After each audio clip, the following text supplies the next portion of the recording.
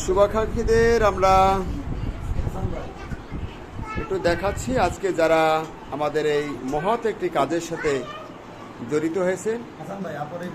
বরিশালের বৃদ্ধাশ্রমের মায়েদের ইফতারি, সেই সাথে রাত্রিবেলার খাবার। তো অনেক দোয়া থাকবে সকল সদস্যদের, তাদের এই সংস্থাটি যেন আরও বেশি বেশি দিনের পর দিনে যেন উন্নয়ন করতে পারে। আর এই যে ভিডিওতে দেখছেন আমাদের শ্রদ্ধেয় তানিয়া আপু, আজকে তার মুখ থেকে কিছু আলোচনা শুনব, যারা এই সম্পূর্ণ এই কাজটি স্পন্সর করেছেন। না, বসে বসে বসে বসে বলেন। আসসালামু আলাইকুম। যারা দেখছেন দূর দূরান্ত থেকে, আমাদের সম্মানিত শওকত ভাইয়ের এই বৃদ্ধাশ্রমটি দীর্ঘদিন ধরেই পরিচালিত করছেন ভাইয়া। মাঝে মাঝে অনেক কষ্টসাধ্য হয়, আমি ভিডিওগুলো দেখি। ভাইয়া আসলে খুব ভালো একজন মানুষ, একজন সৎ মানুষ, যতটুকু দেখেছি তাকে।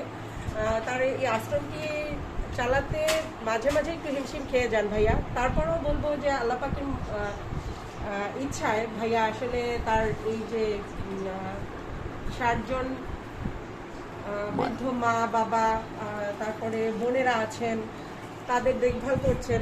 তো আল্লাহ পাক ভাইয়ার দীর্ঘায়ু দেন যেন, এই দোয়া করি। আমাদের নিজের বলার মতো গল্প ফাউন্ডেশনের রূপসী বরিশাল জেলার পক্ষ থেকে আজকে আমরা এসেছি বৃদ্ধাশ্রমে।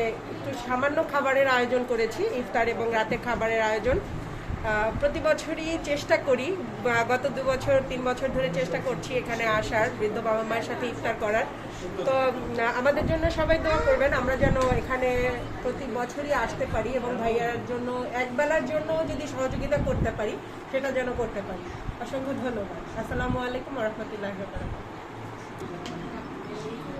আসসালামু আলাইকুম, আমি মাইনুল ইসলাম বলছি। এই মুহূর্তে আমি অবস্থান করছি কাউনিয়ার বৃদ্ধাশ্রমে। এই বৃদ্ধাশ্রমটি আমাদের শওকত ভাই প্রতিষ্ঠা করেছেন এবং তিনি এই পরিচালনার দায়িত্বে আছেন। তো এখানে আমি দীর্ঘ 3 বছর যাবতীয় প্রত্যেক রমজানে আসি এবং চেষ্টা করি বৃদ্ধ মা বাবাদের সাথে ইফতার করার এবং তাদের পাশে থেকে একটু তাদের মুখে হাসি ফোটানোর জন্য। তো আমি মূলত এই বৃদ্ধাশ্রমে আসি নিজের বলার মতো গল্প ফাউন্ডেশনের ব্যানার নিয়ে। নিজের বলার মতন একটা গল্প ফাউন্ডেশন, এটা উদ্যোক্তা তৈরি করার প্ল্যাটফর্ম এবং এখানে ভালো মানুষই চর্চা করা হয়। সেই ধারাবাহিকতায় রূপসী বরিশাল জেলা টিমকে সাথে নিয়ে রূপসী বরিশাল জেলা টিমের সকল ভাই বোনদের সহযোগিতায় আমরা প্রত্যেক রমজানে বিগত 3 বছর যাবৎ এই বৃদ্ধাশ্রমে একটা দিন, সেটা মেবি প্রত্যেক রমজানের এই 7ম রমজানে আমরা এখানে ইফতার ও দোয়া মাহফিল সম্পন্ন করি আলহামদুলিল্লাহ।